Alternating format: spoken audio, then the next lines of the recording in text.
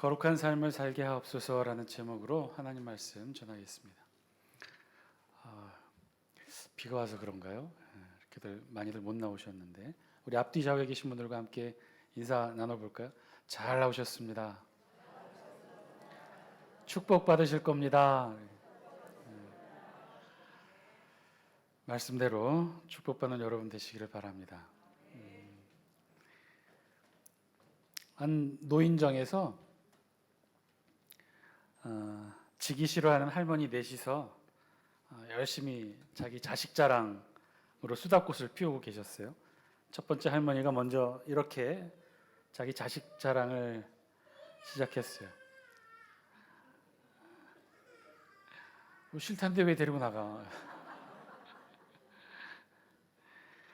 첫 번째 할머니가 막 이렇게 자식 자랑을 합니다. 뭐라고 자식 자랑하냐면 우리 아들은 커다란 교회 목사라고. 그래서 남들은 우리 아들 보고 오 고귀한 분이라고 말하지. 그랬더니 두 번째 할머니가 이렇게 말했어요. 그래요? 우리 아들은 카톨릭 성당 추기경인데 남들은 우리 아들더러 오 거룩한 분이라고 한다고. 그랬더니 세 번째 할머니가 이렇게 말합니다. 별것도 아닌 것들이 까불고 있어. 우리 아들은 교황이야. 이제 더 이상 높은 사람이 없다고 생각하고 있었는데 그랬더니 네 번째 할머니가 이렇게 말하는 거예요. 아이고 다들 좋겠네. 우리 아들은 땅꼬마 뚱땡이에 칠뜨기처럼 생겼어. 그래서 사람들은 우리 아들을 직접 처음에 만나보면 모두들 다 이렇게 말해. 오 마이 갓.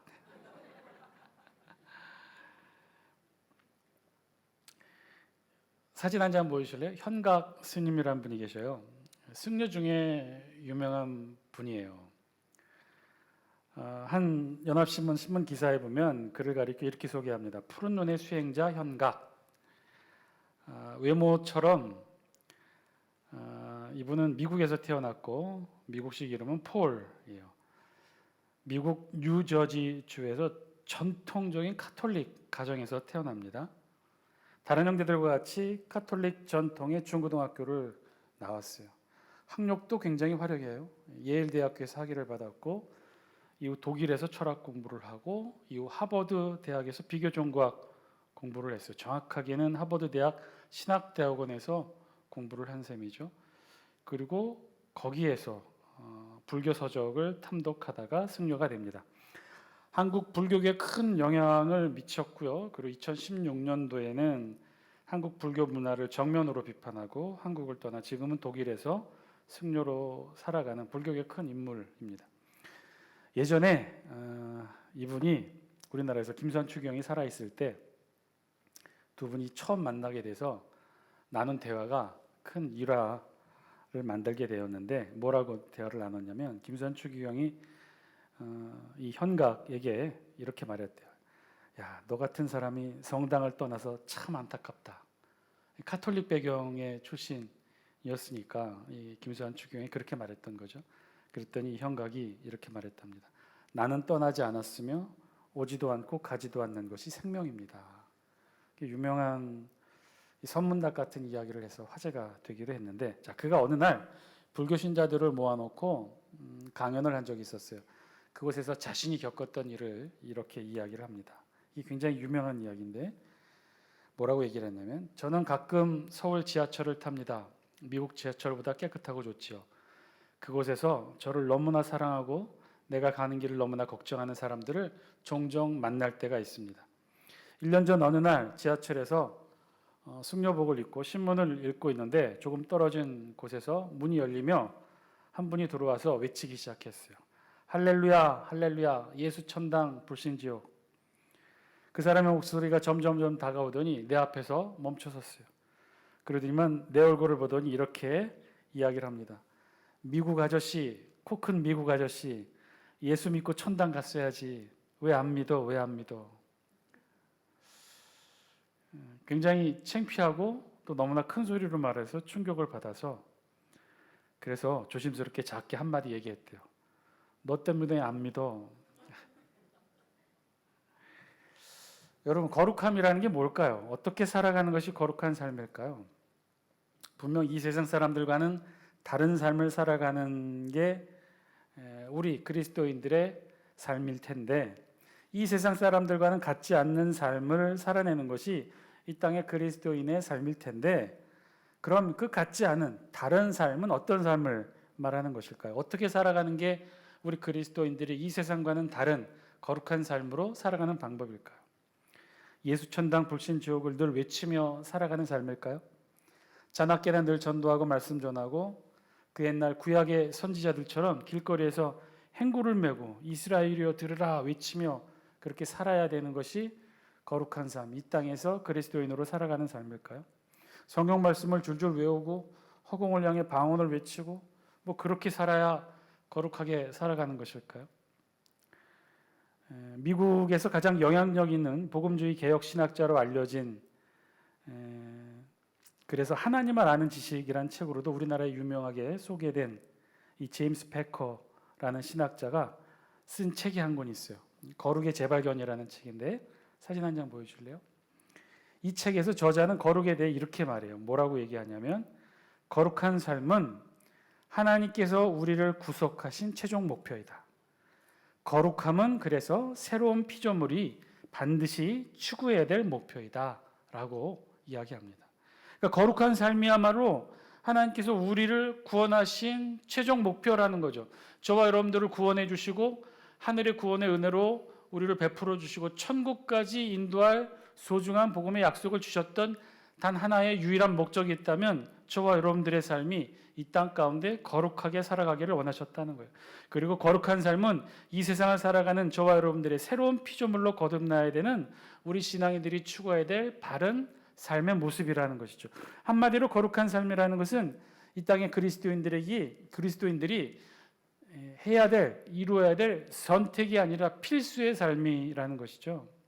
그리고 이 책에서는요, 그렇게 거룩함으로 우리를 안내해 주는 여러 가지 것들에 대해 이렇게도 설명해요. 예를 들면 거룩함은 하나님을 갈망하는 것이고, 잘못된 욕망을 바로잡는 것이고, 미덕을 개발하는 것이고, 성령의 인도함을 받는 것이고, 죄의 유혹을 죽이는 것이다. 그러니까 이 저자가 보는 거룩함의 삶의 모습들을 이렇게 본 거죠. 하나님을 갈망하고 잘못된 욕망을 바로잡고 우리 안에 미덕을 개발하고 성령의 인도함을 받고 죄의 유혹을 죽이는 것.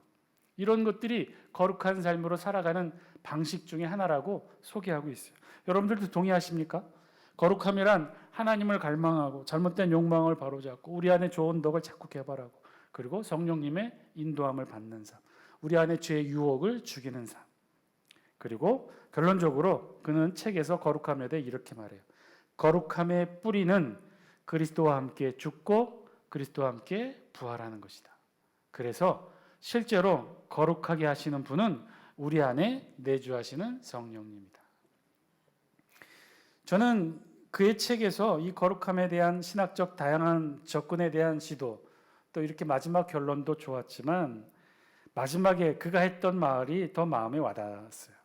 그가 마지막으로 뭐라고 이렇게 말했냐면, 솔직하게 글을 다 기록하고 맨 마지막 이렇게 이야기합니다.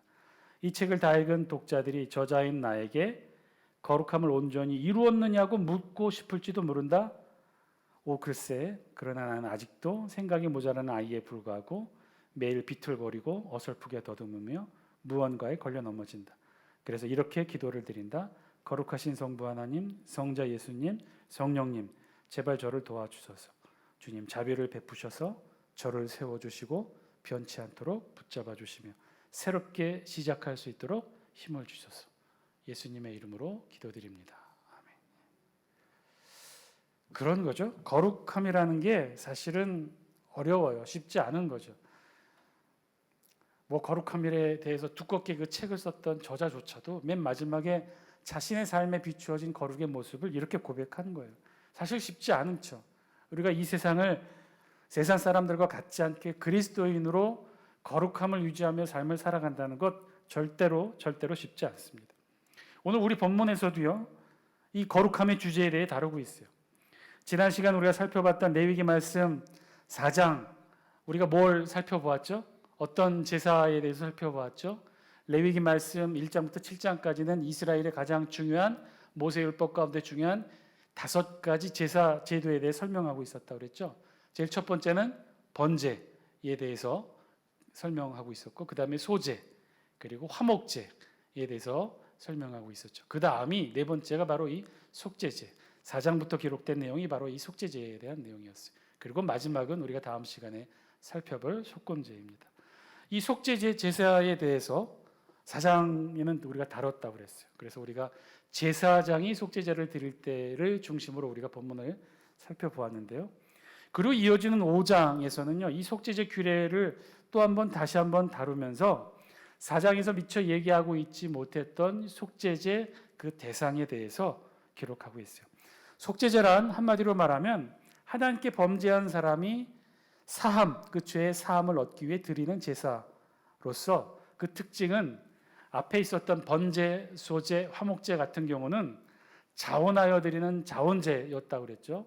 언제든지 마음이 원하면 드리는 제사가 이 번제, 소제, 화목제였어요. 그런데 이 속죄제는요, 죄를 지은 사람은 누구나 반드시 드려야 되는 의무제라고 그랬어요. 죄를 지으면 반드시 이 제사, 속죄제 제사를 드려야 했던 거죠. 그렇기 때문에 속죄제 규례를 기록한 내용에서는 단순히 제물에 따라 드리는 방법만을 기록한 것이 아니라 거기에 추가해서 그 신분에 따라 그 제물과 드리는 방법을 세세하게 언급합니다. 이게 4장까지의 내용이고요. 오늘 본문 5장에서는요, 그 앞부분에 속죄제를 드려야 될 경우의 실례를 들었어요. 앞에서는 속죄제 드리는 대상에 따라 제사장일 때, 온 백성이 죄를 범하였을 때, 또 평민이 죄를 범하였을 때 각각 신분에 따라 속죄제를 어떻게 드려야 되는지 그 제물의 종류에 따라 설명을 했다면, 이 5장에서는 속죄제, 구체적으로 어떤 경우에 속죄제를 드려야 되는지 그 실례를 몇 가지를 들어 기록해요. 우리 1절 말씀 영상을 통해 같이 한번 읽어볼까요? 시작. 만일 누구든지 저주하는 소리를 듣고서도 증인이 되어 그가 본 것이나 알고 있는 것을 알리지 아니하면 그는 자기의 죄를 져야 할 것이요 그 허물이 그에게로 돌아갈 것이며. 1절부터 4절까지 몇 가지 경우에 대해서 속죄제는 이럴 때 드린다라고 하면서 몇 가지 경우에 대해서 설명을 하고, 5절과 6절에서는 이때 드려지는 속죄제의 제물과 내용에 대해서 설명하고 있어요.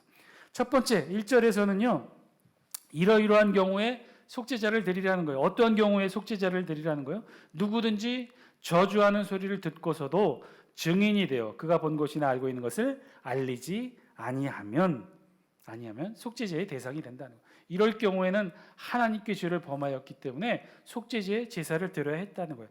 그러면 이런 죄는 무엇이냐? 누구든지 저주하는 소리를 듣고서도 증인이 되어 그가 본 것이나 알고 있는 것을 알리지 아니하면, 즉 한마디로 증언을 거부하는 죄인 거죠. 그리고 한 걸음 더 나아가서 위증하는 죄인 경우예요. 이게 무슨 말씀이냐?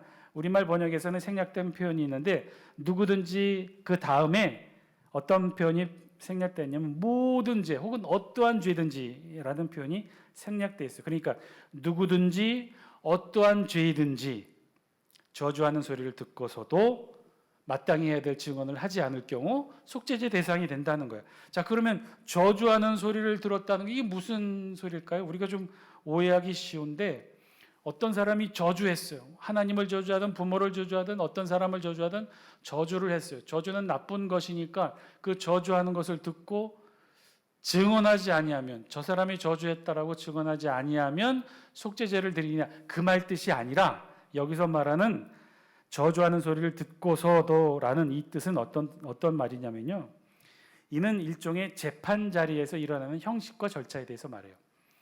당시 하나님이 출애굽기와 레위기를 통해 모세의 율법, 600여 가지가 넘는 모세의 율법의 말씀을 주셨잖아요. 이 율법의 말씀 가운데에는 모세의 율법을 중심으로 재판을 벌여야 될 경우가 있어요. 누군가 죄를 지으면 이 율법, 모세의 율법을 통해 재판을 벌여야 되는데, 그 재판할 때에 모세의 율법에서 가장 중요시 여기는 죄를 판단하는 기준이 있는데, 그건 무엇이냐면 반드시 두세 증인의 증언을 통해 그 죄의 유무를 결정지으라고 했어요. 그러니까 증언이 굉장히 중요했던 거예요. 증인의 증언에 따라 이 사람이 죄인지 아닌지, 유죄인지 무죄인지를 판결하는 중요한 판가름이 됐던 것이죠. 그래서 증인의 증언이 굉장히 중요했어요.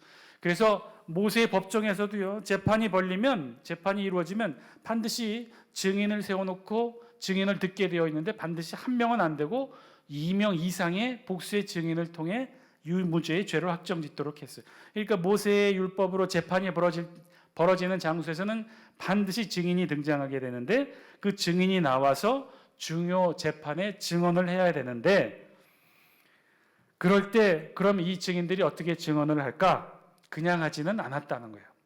반드시 증인, 오늘날로 말한다면 증인 선서를 해야 했던 것이죠. 오늘날 법정에서도요, 증인들이 증언할 때 어떻게 해요? 그냥 증언하지 않아요. 왜냐하면 거짓말로 증언할 경우, 그 증언이 거짓일 경우 그 사람이 책임지고 올바른 말을 증언할 수 있도록 강제하는 법령이 필요했기 때문에 증인 선서를 반드시 하도록 합니다. 그럼 증인 선서할 때 어떤 내용을 증인 선서를 하게 되죠? 영상을 통해 하나 보여주시면 이런 선서를 해요. 양심에 따라 숨김과 보탬이 없이 사실 그대로 말하고 만일 거짓이 있으면 위증의 벌을 받기로 맹세합니다. 여기에다가 본인 서명하고 사인해요. 그래서 만약에 이 증인이 거짓 증인한 것이 나중에 밝혀지면 이 증인 선서의 내용, 이 서약의 내용에 따라 벌을 받게 돼요. 처벌받게 돼요. 그래서 위증의 벌은 굉장히 큽니다. 오늘날도 이러하면 고대에는 더했겠죠.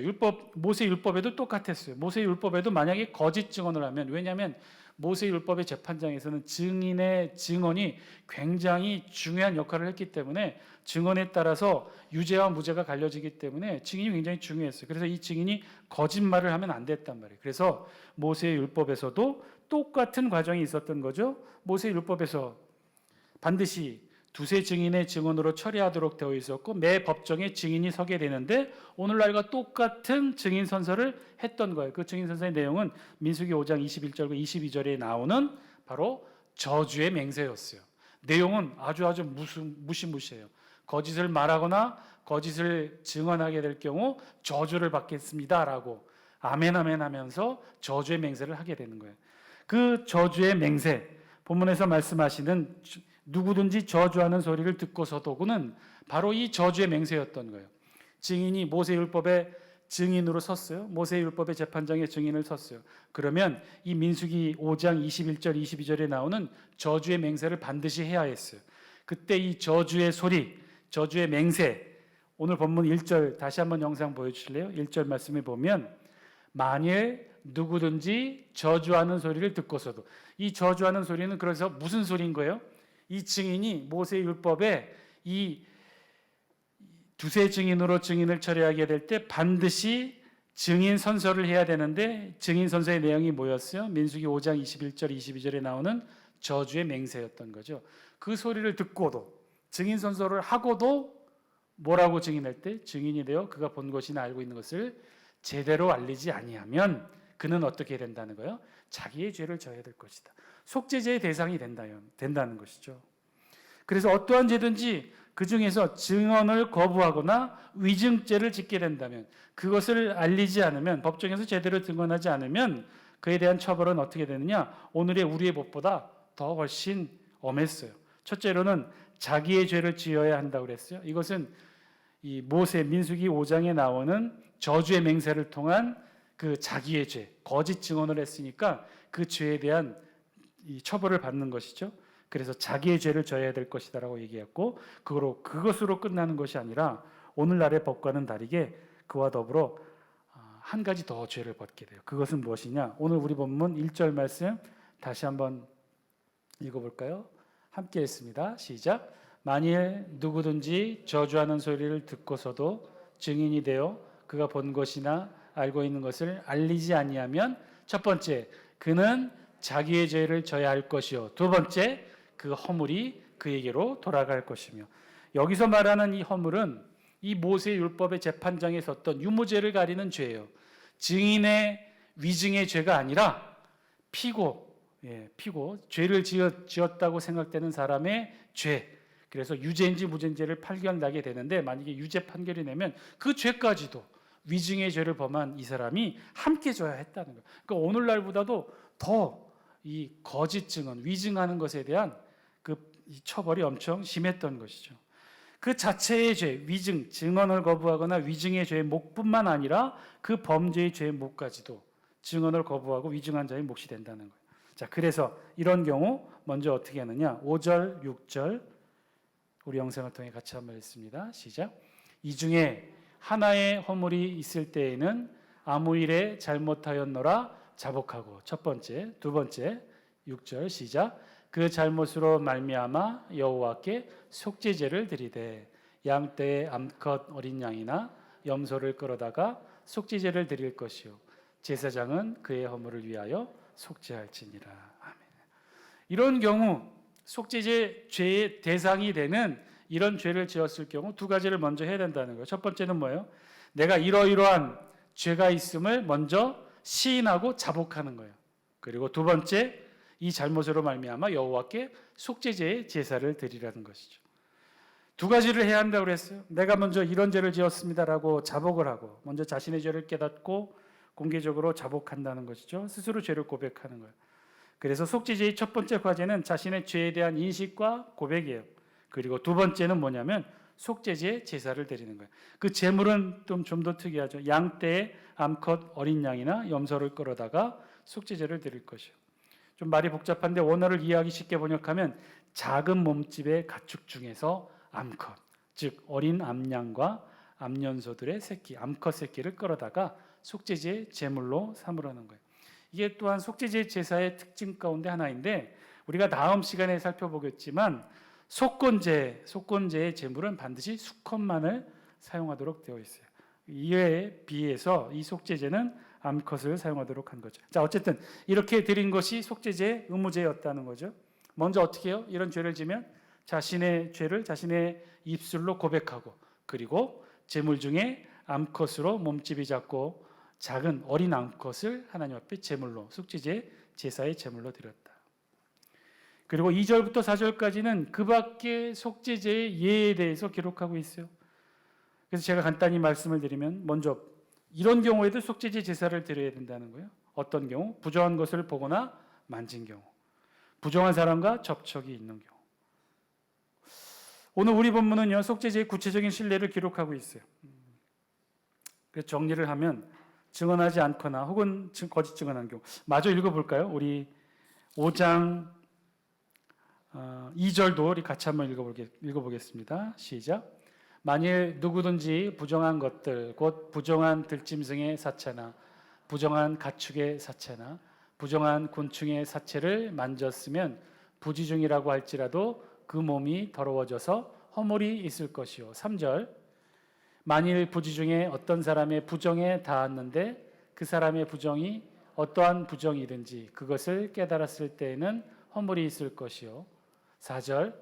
만일 누구든지 입술로 맹세하여 악한 일이든지 선한 일이든지 하리라고 함부로 말하면 그 사람이 함부로 말하여 맹세한 것이 무엇이든지 그가 깨닫지 못하다가 그것을 깨닫게 되었을 때에는 그중 하나에 그에게 허물이 있을 것이니. 자, 이렇게 2절, 3절, 4절에 각각의 것들에 대해서 각각의 사례에 대해서 설명하고 있어요.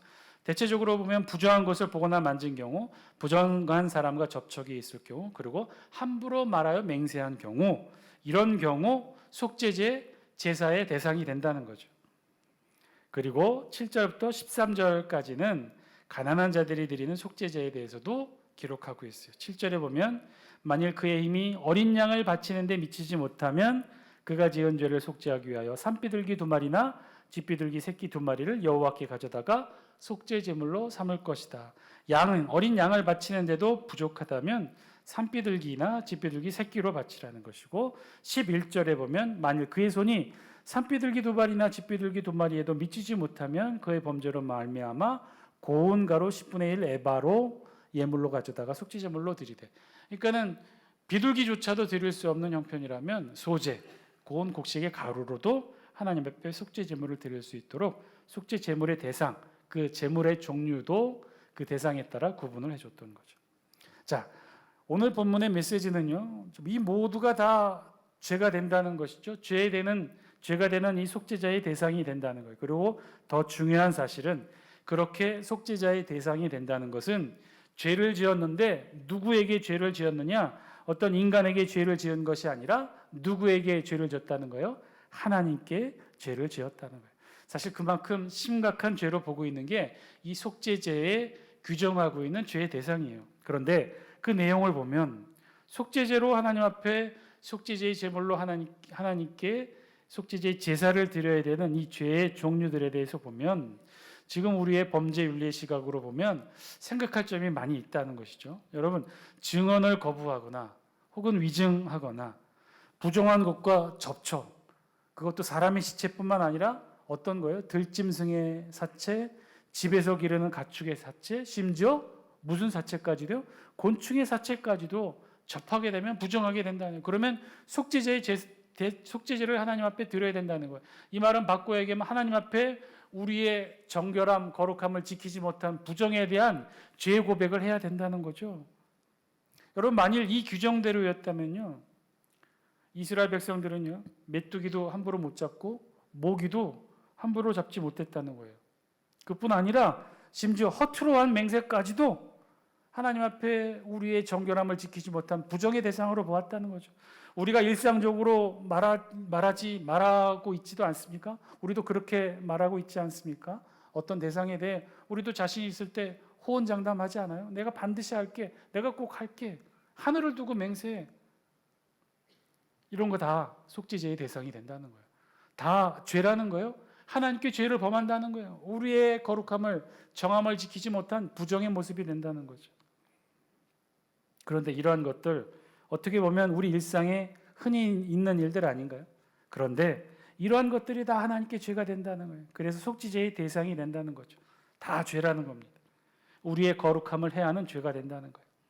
증언해야 되는데 하지 않는 것, 거짓 증언은 말할 것도 없고, 증언해야 되는데 바른 말을 해야 되는데 하지 않는 것, 그게 다 죄가 된다는 거예요. 그것도 하나님께 죄가 되어서 속죄제의 대상이 된다는 거예요.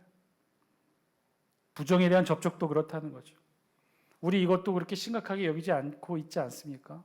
우리도 그렇지 않나요? 어쩔 수 없이 우리 제사의 자리에 참석하기도 하지 않습니까? 또 어쩔 수 없이 술자리에 참석하기도 하고, 내가 마시는 건 아니겠지만, 내가 제사를 드리는 건 아니겠지만 어쩔 수 없이 굿하는 자리 보게 되기도 하죠. 별 생각 없이 접촉하고, 별 생각 없이 참석하고, 별 생각 없이 만나고, 별 생각 없이 그런 사람들과 교류하고. 그런데 오늘 말씀해 보면 어떻다고요? 이 모든 것이 부정함에 우리를 내어준 우리의 죄라는 거예요. 정결하게 우리를 지키지 못한 부정의 죄라는 거예요. 그것도 하나님께 죄를 지었다는 거예요. 그래서 속죄자의 대상이 된다는 거예요. 오늘 우리의 모습에는 이런 것들이 없는지 말씀에 우리 자신을 비추어 보시는 저와 여러분 되시길 바랍니다. 여러분, 거룩함이라는 게 무엇일까요? 어떻게 살아가는 것이 거룩한 삶일까요? 오늘 우리 성경은요, 그런 거룩한 삶의 모습을 우리에게 알려주고 있어요. 거룩하다는 것, 뭐 대단하고 위대하고 누군가를 위해 뭐 대단한 희생을 하고 자신의 전 재산을 다 헌신하고 누군가를 돕고 자신의 목숨까지도 대의를 위해 많은 사람들에게 내어놓는 일, 뭐 그런 것이 거룩하다고, 그런 것이 위대하고 거룩한 일이라고 우리 성경에서는요 절대로 그렇게 말하고 있지 않아요. 우리 성경은요 그런 것을 거룩이라 말하고 있지 않아요. 속죄제의 대상은요, 우리가 거룩함을 지키지 못했던 대상은 하나님이에요. 하나님 앞에서 우리가 죄를 짓지 않고 우리 자신을 지켜내는 것, 다른 뭐 크고 거창한 일이 아니었던 거죠. 예수님처럼 인류를 위해 십자가를 지는 일도 아니었어요. 그저 듣고 본 일에 대해 정직하게 말하는 것, 거짓으로 돈 때문에 아는 사람이어서 거짓 증언하지 않는 것, 부정한 것을 만지지 않고 부정한 것에 접촉하지 않고 부정한 자리에 우리를 내어놓지 않고 허투루 맹세하지 않는 것, 그런 삶이 거룩한 삶이라. 그런 삶을 제대로 살아가라고, 그런 죄를 지을 때마다 속죄제의 제사를 드리도록 하나님께서는 모세의 율법을 통해 아주 오래전 우리 구약의 신앙의 선배들에게 말씀해 주셨던 거죠. 그것은요 한마디로 우리의 일상 속에 거룩함을 지키라는 거예요. 우리 일상 속에서 마땅히 지켜야 될 신앙의 원칙들을 지켜내라는 거예요. 작지만 하나님 앞에 부끄럽지 않으려 노력하는 신앙의 모습들, 그런 삶을 지켜가는 것이 바로 하나님 앞에서 우리의 거룩함을 지켜내는 모습이라는 거죠. 사랑하는 장숙회 성도 여러분, 이 저녁 우리 함께 기도하기를 원합니다. 거룩함이 우리의 삶이 되게 하여 주옵소서 기도하시는 저와 여러분들의 기도의 제목 되기를 바랍니다. 좀 더 신앙적으로, 윤리적으로 조금은 좀 타이트한 우리의 신앙의 삶 살게 해달라고 기도하시는 여러분 되시길 바라요. 신앙에 좀 더 쪼임이 있는 우리의 삶 살게 하여 주옵소서. 기도하시기 바랍니다. 최소한 여러분, 나에 대해서만은 더 세밀하게, 더 친밀하게, 더 엄격하게 말씀으로 비추어 보는 우리의 삶이 되게 해달라고 기도하시는 여러분 되시길 바랍니다. 타인에 대해서는 그렇게나 엄격하고 정밀하게 살피면서 정작 우리 자신에 대해서는 한없이 관대하게 대하는 것, 여러분, 그거 거룩한 삶 아니라는 거예요. 그것은 거룩하지 못할 뿐만 아니라 윤리적이지도 못하고 도덕적이지 못하다는 거예요. 그건 다 죄라는 거예요. 속죄제의 대상이 된다는 거예요. 그것도 거룩하신 하나님께 대하여 죄를 짓는 삶이라는 거예요. 오늘 말씀을 통해 우리의 모습, 저와 여러분 돌아보시기를 원합니다. 바르게 증언하고 위증하지 아니하고 곤충의 사체까지도 부정함에 대해 멀리하고 함부로 맹세하지 않는 삶, 사실은요 우리의 일상의 삶 전체를 두고 말씀하시는 거죠.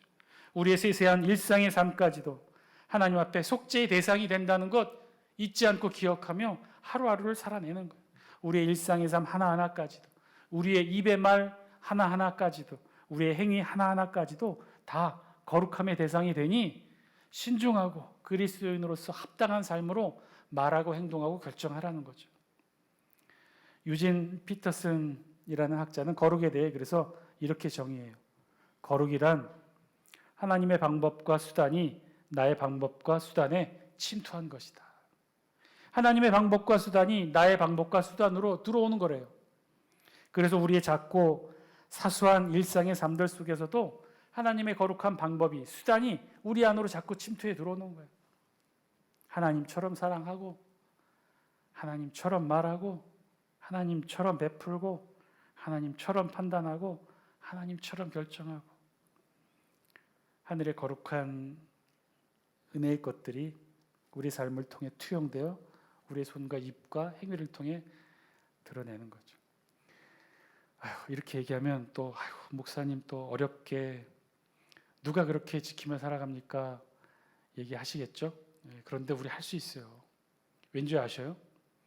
저와 여러분들 이 세상에 음식을 먹고 살아가지만 또한 동시에 우리가 반드시 섭취하며 살아가는 음식이 있죠. 그게 뭐예요? 하늘의 양식 먹고 살아가잖아요. 우리의 육신은 이 세상의 음식을 먹고 건강하게 살아가고 있어요. 또한 우리의 영혼도 하늘의 양식을 먹고 살아가고 있지 않습니까? 여러분, 하늘의 은혜, 하나님의 방법과 수단, 유진 피터슨 하나님의 방법과 수단이라고 말했지만 우리 언어로 말한다면요, 우리 예배 시간에 은혜 받는 거예요. 말씀으로 하나님의 음성 듣고 하늘의 은혜를 듣는 거예요. 받아내는 거예요. 이거 우리 늘 꾸준히 하고 있지 않습니까? 그 받은 것이 우리의 삶을 통해 드러내라는 거죠. 우리의 손을 통해 드러나고, 입술을 통해 드러나고, 행위를 통해 드러나고, 생각을 통해 드러나고, 그리스도인으로 마땅히 해야 될 것들, 그리스도인이라면 마땅히 지켜야 될 것들, 신앙인이라면 마땅히 지켜야 되는 것들, 그렇게 하늘의 은혜로 지켜내며 살아가는 것, 그게 거룩한 삶인 줄 믿습니다. 우리의 삶 가운데 그렇게 거룩한 삶으로 하나하나 만들어가고 이루어내시는 저와 여러분 다 되시기를 주의 이름으로 간절히 축원드립니다. 우리 다 함께 이 기도 제목 놓고 함께 기도하기를 원해요. 하나님, 우리의 삶이 거룩한 삶 되게 하여 주옵소서. 우리의 행위, 말, 행동, 표정, 우리 일상의 삶 속에 드러나는 사소한 것들 하나하나까지도 하나님의 방법과 수단이 침투하여, 즉 하늘의 은혜가 우리 삶 가운데 임하여 드러나는 삶 살게 하여 주옵소서. 말씀을 들었으면 들은 말씀 그대로 우리의 입을 통해, 행위를 통해, 우리의 표정과 선택과 결정을 통해 드러나는 삶 살게 하여 주옵소서. 하늘의 거룩한 은혜를 받아 누렸으면 그런 것들이 우리 삶 가운데 드러나게 하여 주옵소서. 우리의 표정을 통해, 말을 통해 드러나게 하여 주옵소서. 사랑의 말로, 은혜의 말로 우리의 삶 가운데 드러내는 그런 삶, 거룩한 삶 살아내는 우리들 되게 하여 주옵소서.